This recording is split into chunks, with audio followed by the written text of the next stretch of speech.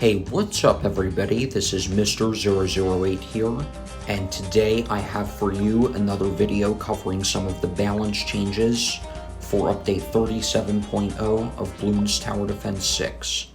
So in today's video, we are going to mainly be focusing on the Blade Shooter, which got a Pierce buff from 6 to 8.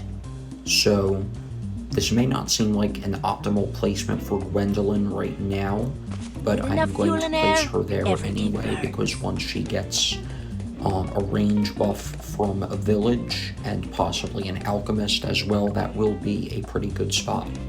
So I am definitely going to get a couple of farms, not a lot of farms, but definitely like 2 to 4 marketplaces or so.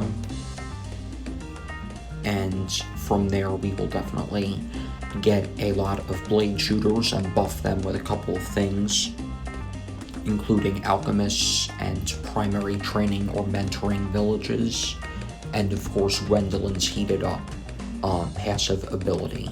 So we will be able to test out how good these towers are now with the recent Pierce buff. So one thing I am going to stay away from in this video is using the 4th and 5th tier, the Blade Maelstrom and the Super Maelstrom. And the reason I'm not going to use those is because it would take away from the point of the balance change that this video is meant to be about. So I believe that the Pierce buff only is for the 3rd tier. It does not indirectly or directly affect the 4th or 5th tier. And because of that, I am not going to be using the 4th or 5th tier. Meanwhile, with the change made to the Moab Assassin, the buff for its ability that allows it to pop layers that are not on top of a balloon, like for example, if a BFB is partially damaged and you use the ability, it can hit through the BFB layer with its remaining damage and damage or even pop the Moabs beneath the BFB layer. That's what I'm referring to. But that balance change applied to both the 4th and 5th tier, hence why I used both of those in that video. But I'm only going to be using 3rd tier blade shooters in this video. I'm not going to go any higher than that. I'm also going to steer clear of the other tack shooter paths, at least for the most part. And again, it has to do with what the balance changes, or the balance change, I should say, that is the subject of today's video is about. So I'm going to get faster shooting here, and I will use the cocktail ability right there. I did not mean to bring up the powers menu, but yeah, we're going to get probably around 4 farms. I said 2 to 4 originally, but I'll go for 4, and we will go ahead and build up our defense in the process, but save most of it for later on. So, it wasn't this past update, I believe it was 36.0, that this next change took place. This is not one of the subjects of today's video, I'm just talking about it, but the even faster shooting upgrade was nerfed for tack shooters. And the way in which it was nerfed is basically that the attack speed buff going from 1st tier to 2nd tier along the top path only is, I believe, 33%, as opposed to 50% like it used to be. So with that in mind, the blade shooters may not be crazy good, but I still do expect them to be pretty good. So I will drop the cocktail there. I'm not sure if it was going to go to the right spot, but yeah, it would have either way because of the manual targeting option for Gwendolyn right there. So, yeah, I kind of forgot that that was a thing because I don't use Gwendolyn all that often, but I figured she would be the best hero for this video. Just like if I were to make a video about druids, I would use Oban. So, yeah, let's go ahead and get our first marketplace up. And we do not have camo detection right now. So that is something that we do need to get in the near future, but I'm not all that concerned right now. So let's get marketplace number 2. And camo balloons are coming around next round. So I am probably not going to be able to afford a radar scanner village, but what I can get is a simple spike factory right at the back.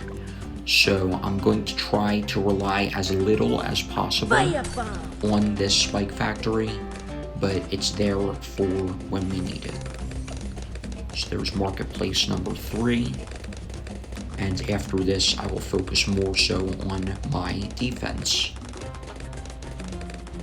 So, first Moab is coming pretty soon, and the Blade Shooter is not a good tower generally against Moabs, or Moab class balloons more broadly. But if we get enough of them, then that shouldn't be too big of a deal. So I'll use the cocktail right there. It's probably not going to last all the way. It does last all the way there. Nice.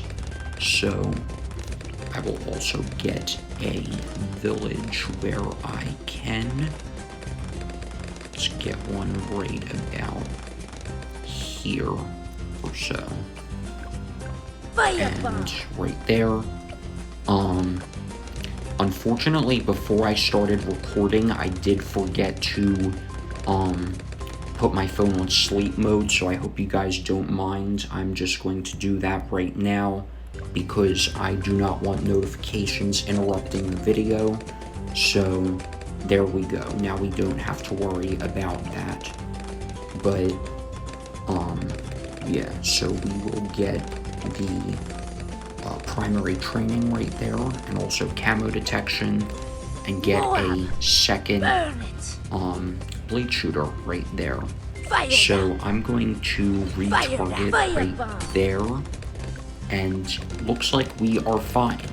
Then again, Gwendolyn is shooting out 2 like fire bursts, or whatever those projectiles would be called, at a time, and that does mean that's some decent Moab popping power, at least in the early game. So I know I said I was going to stop at 4 marketplaces, but you guys know me by now, and how I just like to always have more than enough money to take care of anything. So I am going to farm as I can, and fortified ceramics are going to be coming around next round, but I think that we should be fine against those. And then there are a bunch more regular ceramics on the following round, followed by a bunch of camo pinks, but those are not a big deal for us to pop. So, I want to talk to you guys as well about your thoughts on the blade shooter and just the middle path attack shooter in general. Do you guys use it often or not that often?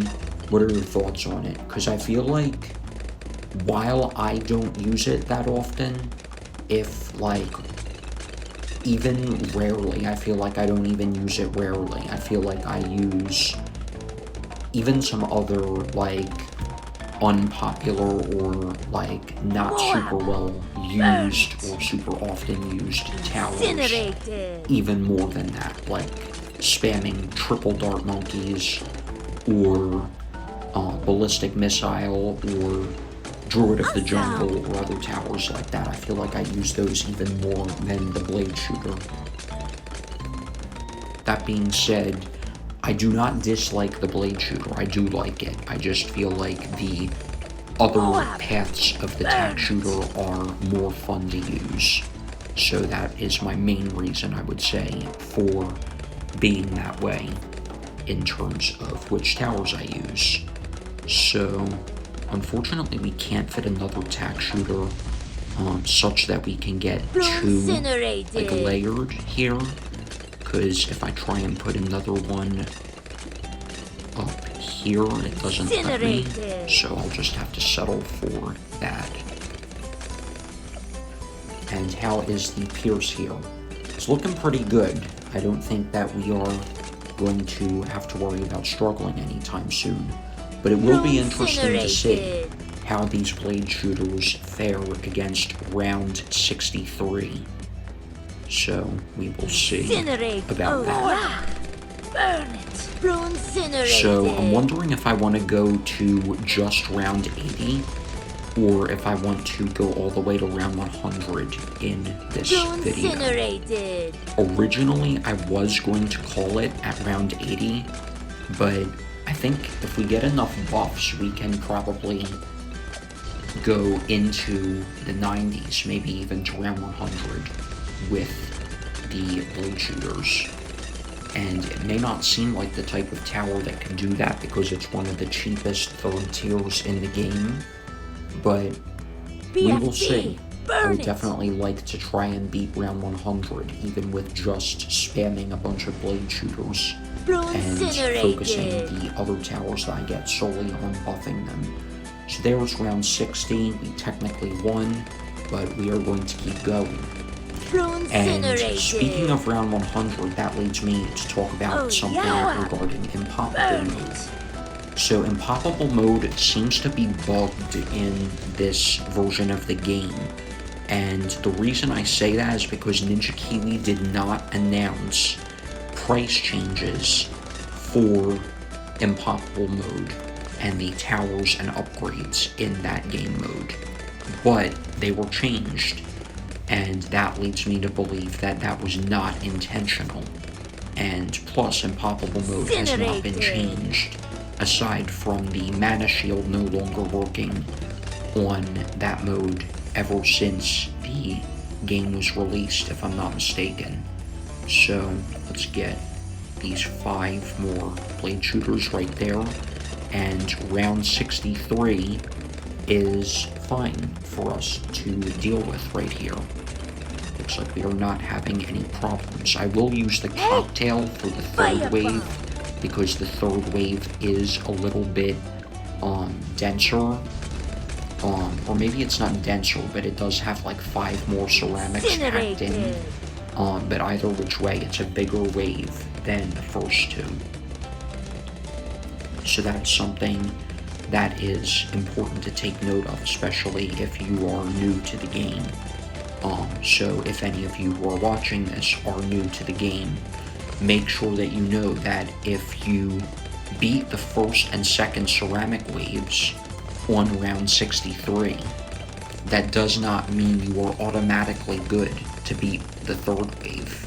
You may fail if you barely get by on those first 2 waves. You may not beat the third wave like you may expect that you are able to.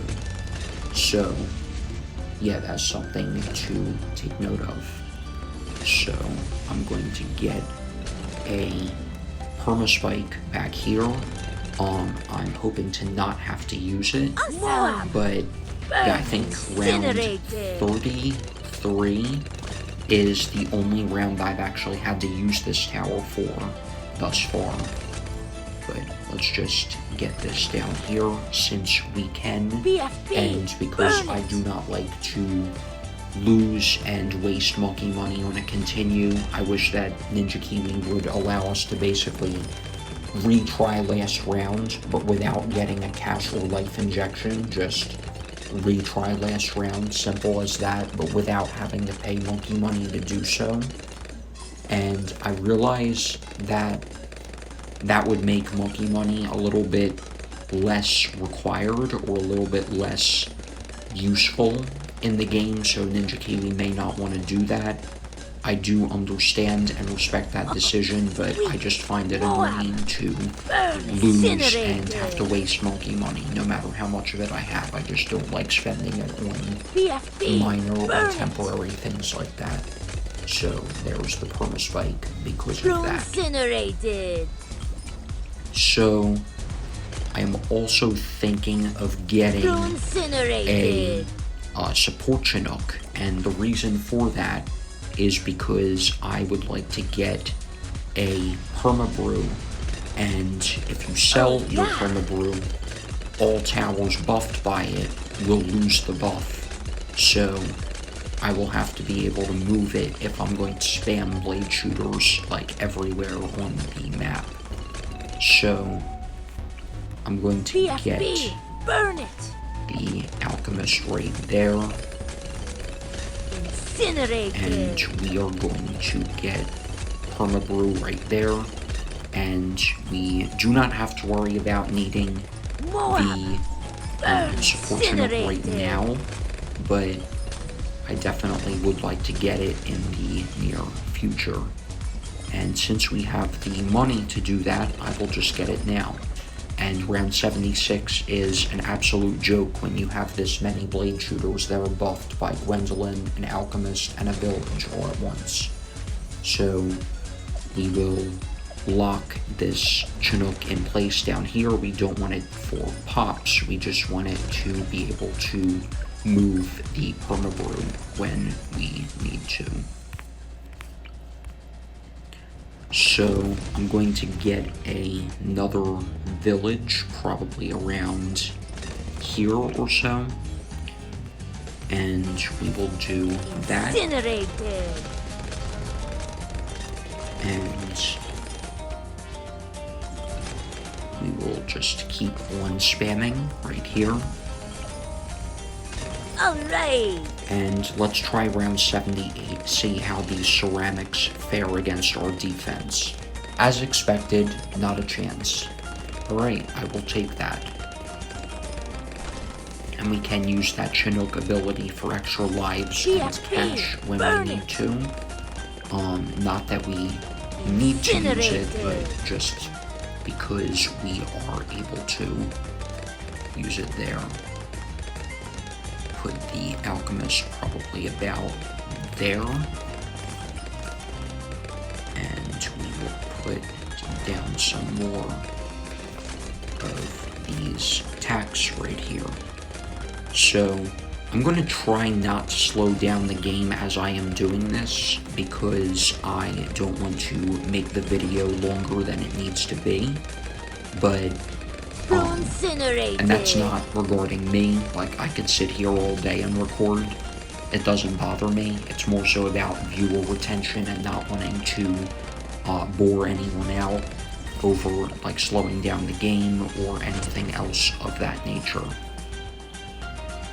So, normally blade shooters are not good against single targets, but with this many blades flying around, yeah, ZOMG is no big deal.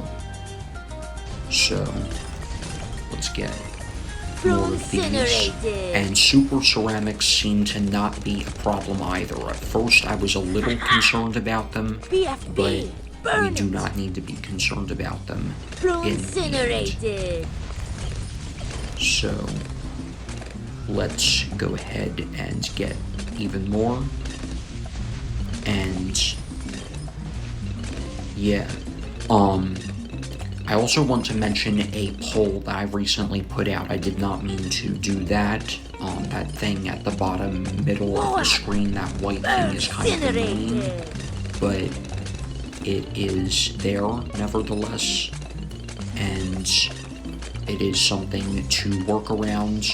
But I put out a poll recently. This is what I was going to mention. And in that poll, I asked viewers on this channel, what is rather your favorite Paragon that is in the game right now. And there are 2 votes the last I checked, and one of those votes is for the Ninja Paragon and the other is for the Ace. And I feel that those are pretty good picks, not gonna lie, because the Ninja is just fun overall, and the sticky bombs and all that with dealing like 100,000 damage when you get the degree of the Paragon high enough. I definitely like to use that tower. It's very fun. And the Ace is also fun, even more powerful than the Ninja. Granted, it's more expensive and you do need to micro it. It is well balanced, I would say, because of the fact that it is very expensive and you need to micro it in order to maximize its potential. So that is definitely something that I enjoy about this game. It's just Paragons in general, but out of the there are 7 Paragons in the game now, and that is something that I like, is that there are more as time goes on. And even though I don't play the boss modes anymore really, mainly just because they're repetitive, but I'm maybe going to try and get back into them, because boss mode is one of the fun parts of the game, if you ask me. And granted, there are a lot of fun parts of the game, but I really do enjoy the boss mode. It's just that I don't enjoy doing the same thing over and over again, or at least what feels like that. So that is why I haven't been playing it recently. And it's also hard to record because I don't want to record the whole thing and either have my video take 2+ hours to upload and 2+ hours to process, and also like bore out viewers with a super long video, and at the same time like go through all that, and at the same time I don't have a lot of editing software to work with, and iMovie gave me a problem the last time I tried to use it to cut footage like that. But I will try it again. I think that the reason why it gave me a problem may have to do with the fact that I was on my old iPhone, which had far less storage space than the iPhone that I'm currently using. So I will try it again on my new phone when I feel like playing the boss mode again. So yeah, that is definitely something that is going to be nice to try, especially with the newer Paragons, because those are becoming, like, the fact that there are more towers at that level to choose from for these boss fights is definitely going to make it more fun. So that is something I look forward to trying. So here's round 98. And it has the highest RBE of any of the first 100 rounds in the game, and no problem. Fortified DDTs, no problem. What about a 25,000 hit point bad balloon? Looks like no problem as well. Its top layer goes down pretty quickly, and everything inside of it goes down even faster than that. Nice. So, I am definitely going to continue putting out more videos on balance changes for this update, and I am also going to put out more videos concerning future updates and all of that, because Ninja Kiwi did put out some news on their, the same post that they made about the patch notes and new features in Update 37, and they made some comments in that post about updates 38, 39, and 40, and I would like to report on that. And yeah, it's just fun to cover and to think about, speculate on, and all of that, because I do remember the last time that I made a what's next for Bloons TD6 type of video, it got like, it was staying in the same realm of view count as most of my other Bloons videos for the first few weeks to first month or so, but then it just shot up and it got to like over 1,000 views at some point, and now it's at almost 1,600 views. So I would definitely like to put out another video like that one, because it is definitely something that my viewers enjoy, and it can also bring new viewers to the channel, because everyone likes to talk about and think about updates in their favorite video games, especially like mobile games that get updated every few months, like Bloons TD6. And yeah, I don't know why I said Thulk there or something like that, or I was about to say Thulk, and I think the reason for that is because I was thinking of think and talk, meaning everyone likes to think about updates and everyone likes to talk about updates. So yeah, but here we are on round 112. I'm going even longer than I thought I was going to be. Like, even earlier on when I was still like during recording of this video, I did not expect that I would go this far with the blade shooters, but I'm going to try and beat round 119. And I think after that I'm going to call it, because while this is fun, I think that like just spamming all these towers down isn't very practical, and because of that, it may be better for me to just go to 119 and then call it. After all, the DDTs are getting farther, so ramping must be pretty significant by now. So I think that either we beat 119 or we don't beat 119, and that will be where we call it for this video. But I may put out something like a short or something else along those lines, basically to cover where I ended up reaching in the end on this run.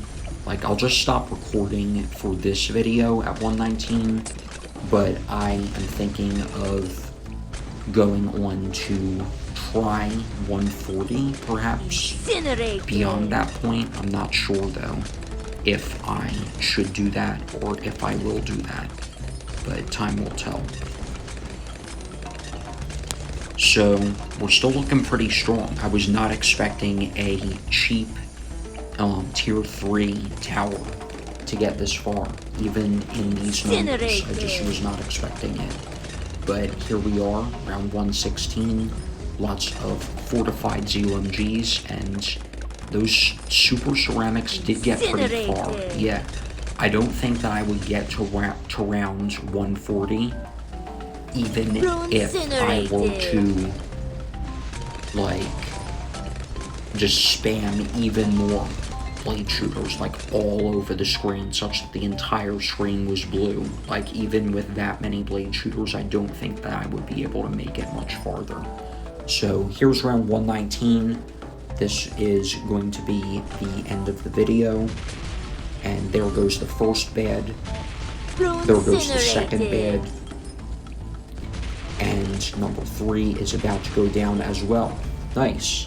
So that's going to wrap it up for today's video, you guys. Thank you all for watching. I hope you've enjoyed. Definitely let me know your thoughts on this tower. Is it overpowered? Is it fine as it is? Is it something that is just fun to use here and there? Because I definitely do think that it is fun to use, and I am glad to be using it, and it was definitely fun to record this video. So Yeah, once again, thank you all for watching. Leave a like if you did enjoy, and subscribe for more interesting content. And I will talk to you all again in the next video. Peace out.